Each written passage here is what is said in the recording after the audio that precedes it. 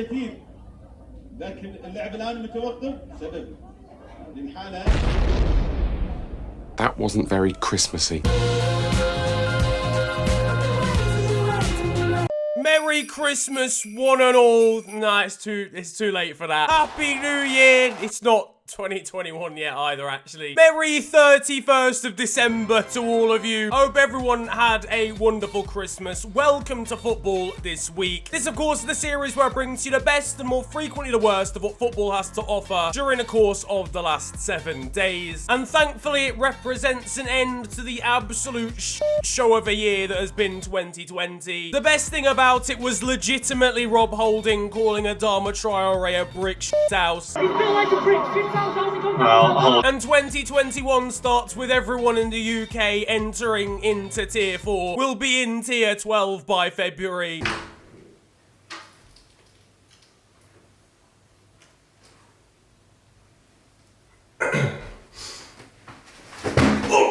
Tier 5 is where the government creates a petition to help us. Now, it's been a couple of weeks since the last FTW, and that, of course, was because of the Christmas period, and it's been a dramatic couple of weeks for Arsenal. It started with a Christmas gift from deputy goalkeeper Alex Runarsson. Riyad Mahrez, Oh, wow! Don't have him near your presence. He can't wrap his hands round anything. Olivia's dream, meeting Alex Runarsson in France. I'm so sorry. Former Arsenal goalkeeper Emiliano Martinez was quoted as, I'm gonna paraphrase this one, but basically suggesting his move from Arsenal to Aston Villa was in fact a step up in his career. That's peak, isn't it? It's like thinking you're too good and too attractive for a girl for like 10 years. You give her a chance and then she dumps you and tells you her new boyfriend is way better in bed than you, which is definitely not, listen, it's not personal experience, that did not happen. But after an awful spell of form, Arsenal got their girl back. I've got to stop with this.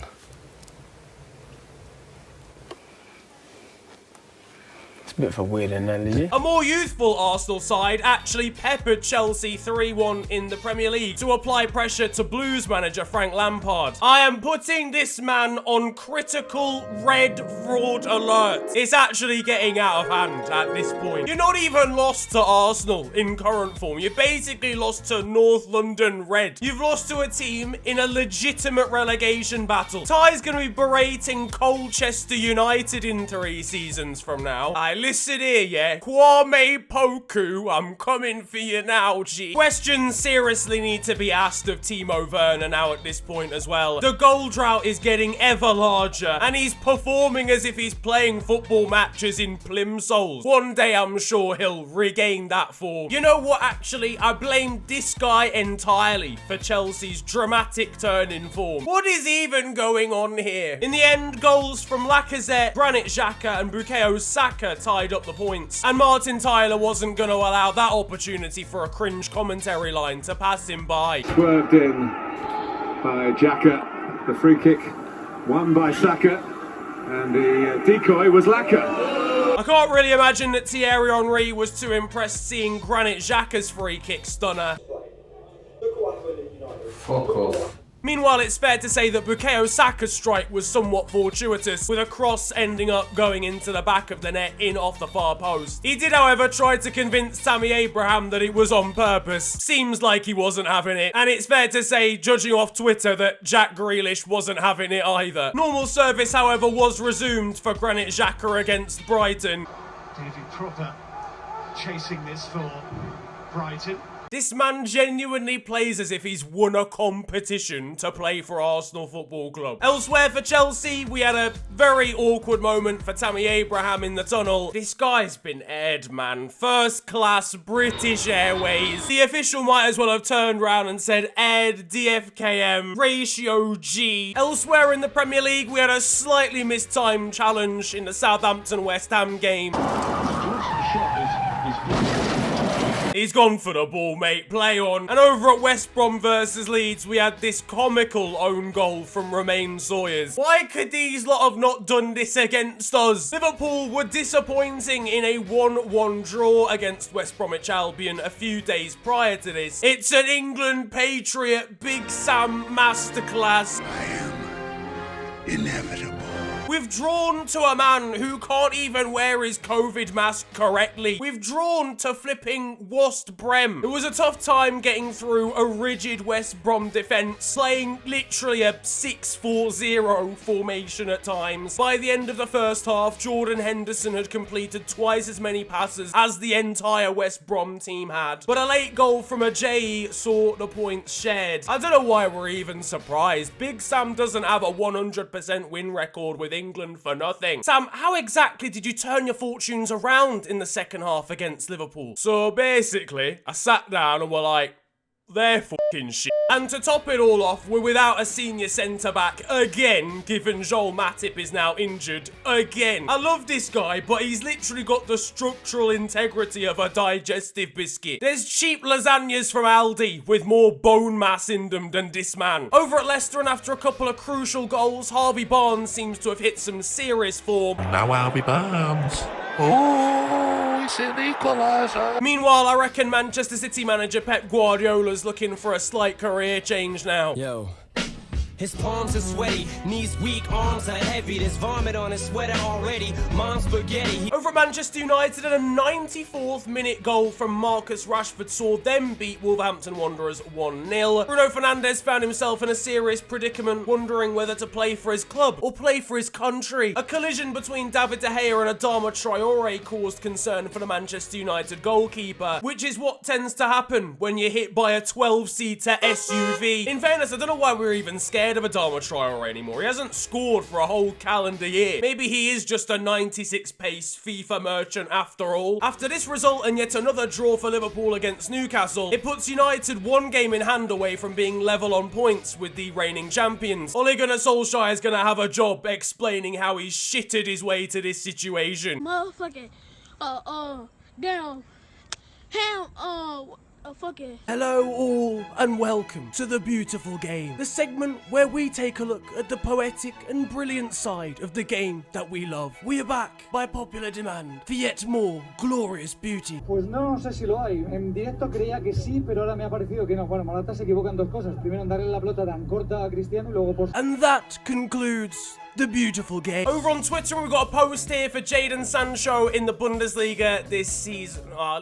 Allow me, man. In Brazil now, and Santos are claiming that Brazilian icon Pele is still the world's top scorer for one club after Lionel Messi beat the official record. They're now suggesting that he scored over 1,000, including friendlies, etc., for the club. Oh, that's calm then. If we're including friendlies, then Leo, mate, you might as well include the goals you scored in training. You know those ones you scored in the back garden against your kids? Stash them in the mixer as well. Just stick 2 jumpers down on the floor and just kick the ball in between them and just keep stacking them up. You can't start counting goals against street cleaners in the 4th division of Brazil. He's even got a different number in his own bio to what Santos is suggesting. Just decide on a number of goals that you've scored and stick with it. Leo actually partnered up with Budweiser during the course of this week to send out bottles of that brand of beer to every single goalkeeper he's ever scored against, with the number of the goal for Barcelona he scored against them written on the side. Gianluigi Buffon's been sent his hand. There's pain inside, okay? There's gonna be goalkeepers over in Spain that have just been sent enough beer to set them through to 2024. Continuing on the Brazilian vibe, and Neymar caught a bit of heat this week for hosting a 500-person party in his native Brazil. He also wants to start up a nightclub over there. Just take 1 week off, man. FTW is literally just a Neymar show at this point. No, not that kind of Neymar show. Please, not that. Over in the Middle East, we've got an absolutely outrageous own goal. هو الأطول هو الأقرب لها ما يكون الآن يتابع كرة لكن يخادع فيها حارسة. There's the news that US women's football star Alex Morgan is already set to leave Tottenham Hotspur. She's seen the recent form of the men's side and decided, listen, fam, I'm dipping out. For some reason, it's been a week of long-range goals. First of all, we had this one over in Qatar from Icelandic midfielder Aaron Gunnarsson before his ex-side Cardiff decided, you know what, bond that, we're getting in on the act as well. Corte mamón. Corte malón. Con mi compa, Antuna. Pase por tu corte. Pase por si quiere. Pues, mi orga, ¿todo bien o qué? Never cheat on your barbers, kids. How's that looking for you? Yeah, listen. Yeah, no, I like it. You've got the blend, like, banging. Yeah, man, nah. Twitter went crazy last week when a picture of this outrageous bet surfaced online, predicting that both Liverpool would beat Crystal Palace 7-0 and that Manchester United would beat Leeds 6-2. It would have returned £2, I think, into 40k, but the guy decided to cash out at half-time in the Manchester United game and instead only got £3 for crying out loud. Moral of the story: always trust Scott McTominay. That isn't the moral of the story at all. Multiple games actually in the Premier League were getting called off during the course of the last 7 days, and that was due to a significant portion of positive corona tests amongst certain sides. Manchester City's game against Everton was called off after Kyle Walker and Gabriel Jesus tested positive amongst others. Gabby Jesus testing positive for corona around Christmas. Don't say it, don't say it, don't say it. It's a pretty horrible birthday present for him, isn't it? Oh, for fuck's sake, I swear. Meanwhile, having not been told as to whether the Tottenham game was going to go ahead just 4 hours before kickoff, Jose Mourinho was not holding back on Instagram. Leeds caused a little bit of controversy during the course of this week after tweeting out about an opinion that they clearly disagreed with coming from Amazon Sport from a female pundit. Now, it caused controversy because it led to a significant amount of Leeds fans piling onto this pundit and abusing her. At first, I tweeted about the fact that it's very unfair given how this is a very male-dominated sport and the threats she's going to get are far worse than a male pundit. But equally, in the voice of equality, if a pundit's opinion is shit, then a pundit's opinion is still shit. Leeds apparently do this all the time, but I just find it a really odd and quite petty concept. If a pundit badmouths you, just you're the official Twitter account for the club. It's not your job to start getting in arguments with Gabriel Agbonlahor. But anyway, that's my take on the matter. Let me know what you think down in the comments section. But it's the moment you've all been waiting for. It's time to head over to Romania, and as per usual, it simply hasn't disappointed. A playoff. Interesant această imagine cu Moș Crăciun. Și unul dintre cei mai tineri jucători, Darius Solaru. Da, cei de la Gaz Metal vor avea lovitura de începere pentru această partidă, ultima. Talent însă. Stângaci. What's going on, lads, okay? Over in Brazil, and after a pretty professional foul, we got this absolute catastrophe afterwards. Fluminense vai de novo com o João Neto. Derrubado agora pelo Ataíde. Marcada a falta a favor do Fluminense e os dois se estranham. Não precisamos disso nesse final, hein? Vamos preparar.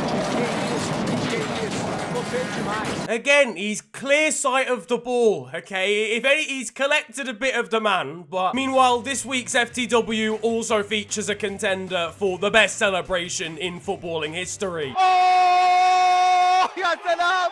Ya salam! Ya salam! Sallim! Ya salam! Sallim! ضربة معلم ضربة معلم يا الله يا الله ماذا تفعل ماذا تفعل ماذا تفعل هدف ثالث صدق الجماهير. Now though, it is time for still 0-0, and you guys know the score by now. This is the segment of the show where I bring to you the best of Sunday League and amateur football. And today we've got nothing more and nothing less than a stereotypical Sunday League left back. He's got a medium amount of pace, he's not a very good dribbler, but he's also not a very good defender. So you just slap him at left back and hope that nothing happens, and then it does. Get wide, can we do faster, can we do quicker? Relax.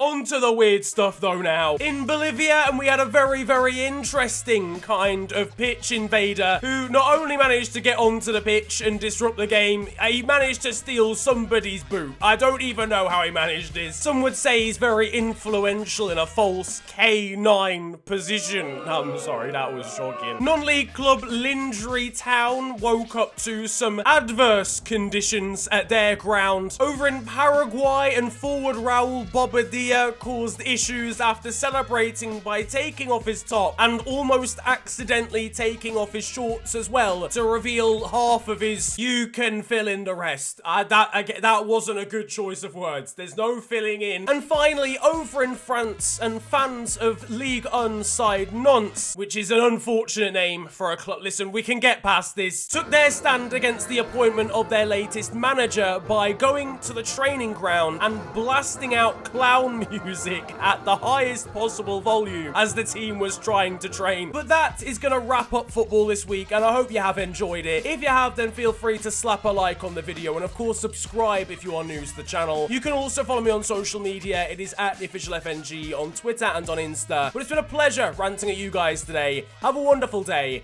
enjoy yourselves, and goodbye.